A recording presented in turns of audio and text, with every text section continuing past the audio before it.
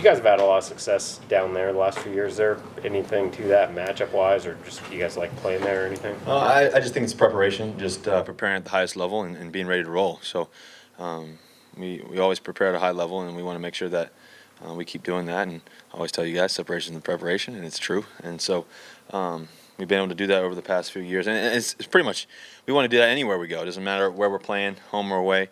We want to be able to, set the tone and play one play at a time and just be in the moment.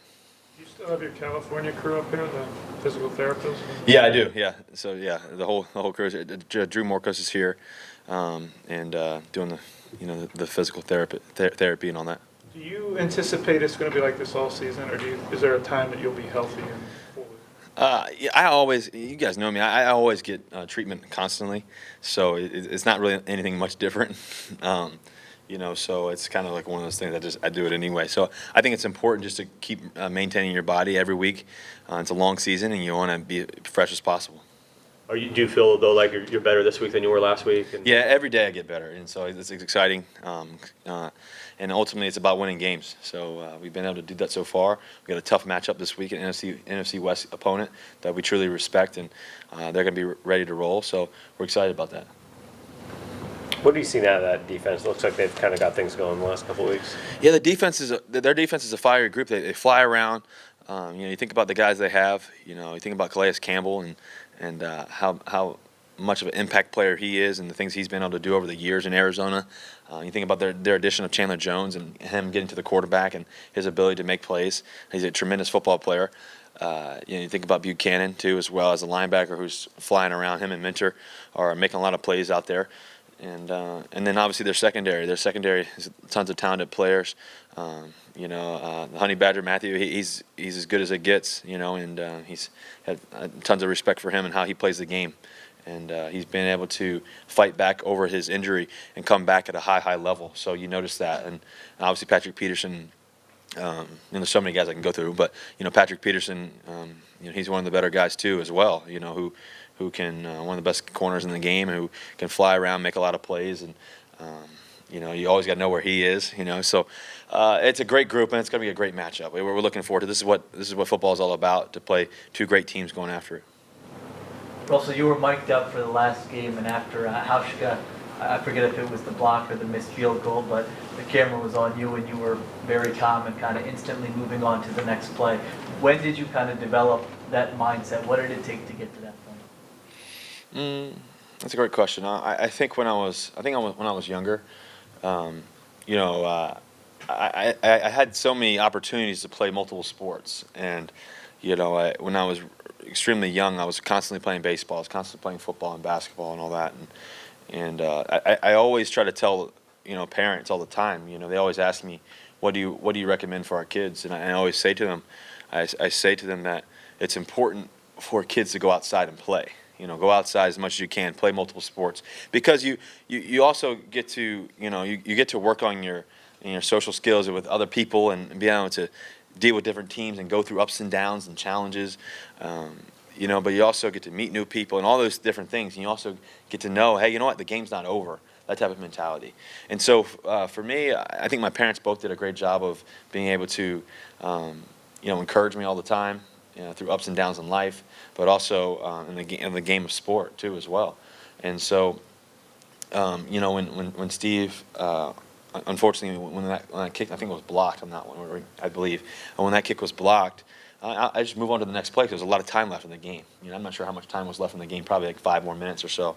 And those are the moments that are galvanizing. You bring people together, and we look forward to those moments. And I believe that's why we've been able to overcome a lot of situations, a lot of opportunities where we've been able to win a lot of football games because we don't give up, and we believe in Steve because he's, in my opinion, the best kicker in the National Football League. So we got a lot of those guys, and across the board, and the confidence never wavers.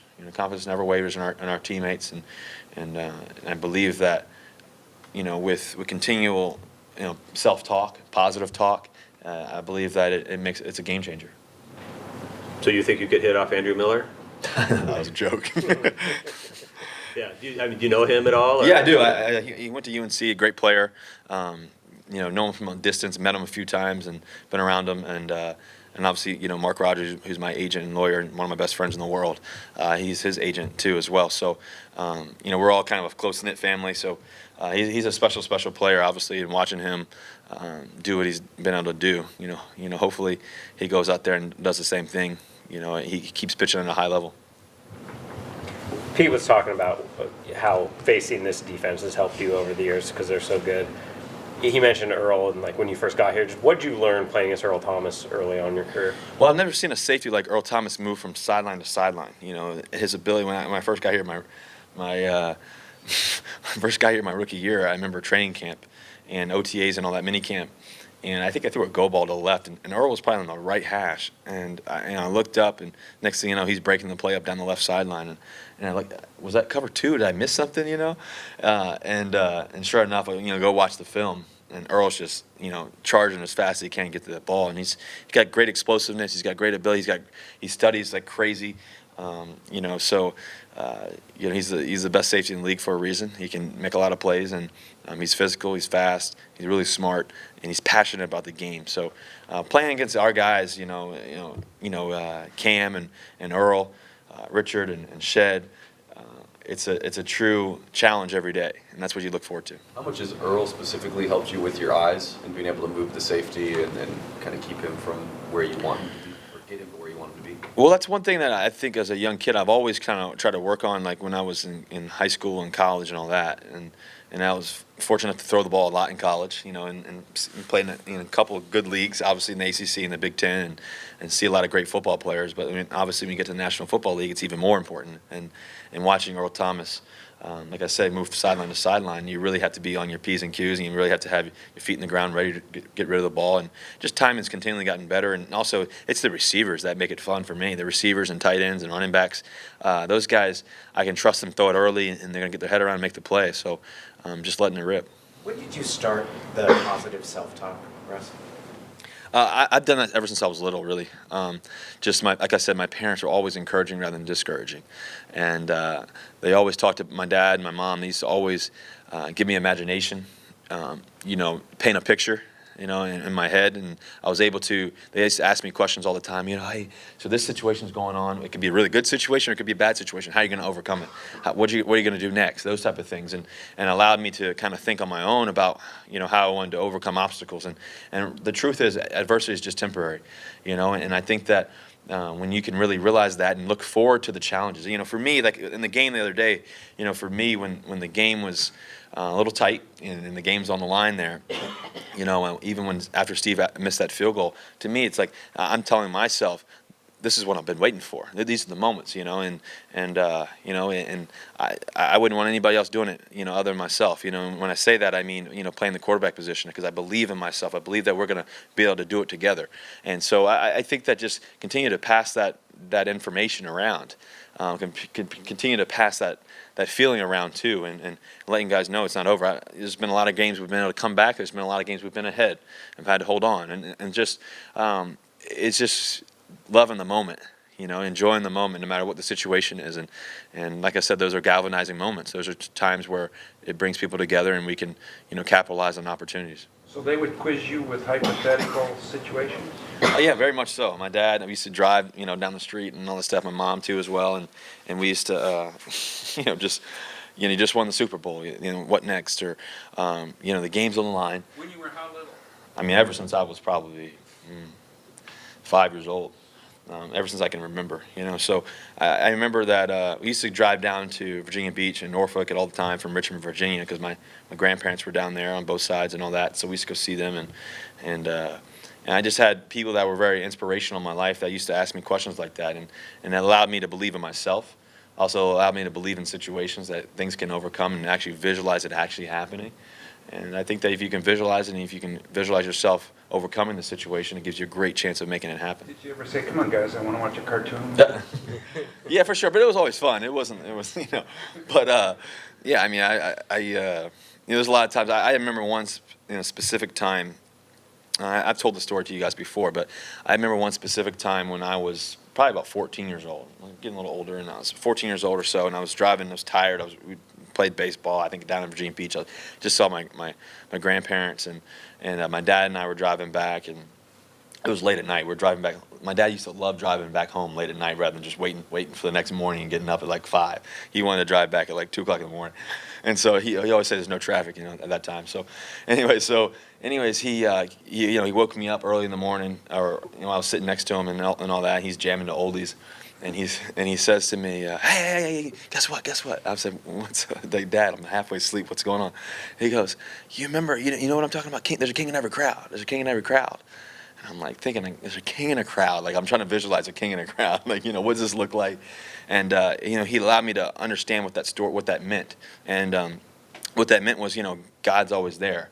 What that meant with my dad passing away, that I believe he's got the best seat in the house.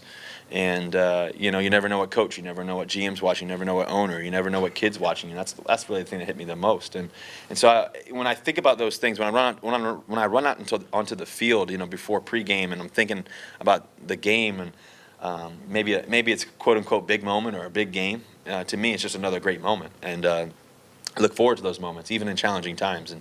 And one of my favorite scriptures is James 1:2. Consider it pure joy when you go through trials and tribulations, because of the testing of your faith. And so it's so true, because if you can have that perspective where you look forward to the moments, I think that it gives you a great chance to overcome it. Russell, have you ever had an occasion, either in football or other sports, to call out during the game a coach or a teammate on the sidelines, and if not, why not? And when you say call out, what do you mean? Well, have an argument over a play call or a strategy or personnel or something like that. I think when you're passionate about the game, you always want to communicate and get it right, whatever it takes, to make sure you get it right. So I'm not sure about that exactly. I don't think there's we're all, like I said, we're all passionate about the game. We always want to get it right. So I've also had a conversation where we had to communicate. To find a way to make sure we get the next play right. How do we fix that? And so those moments definitely happen for sure. Do you ever recall a time you lost control and got really angry? No, not necessarily. No. Russell, how has Nick Vannett kind of fit in for you, and what do you expect from him now that he has to step up for you? Nick looks great. I'm excited to have him back, just because he was a guy that was extremely exciting.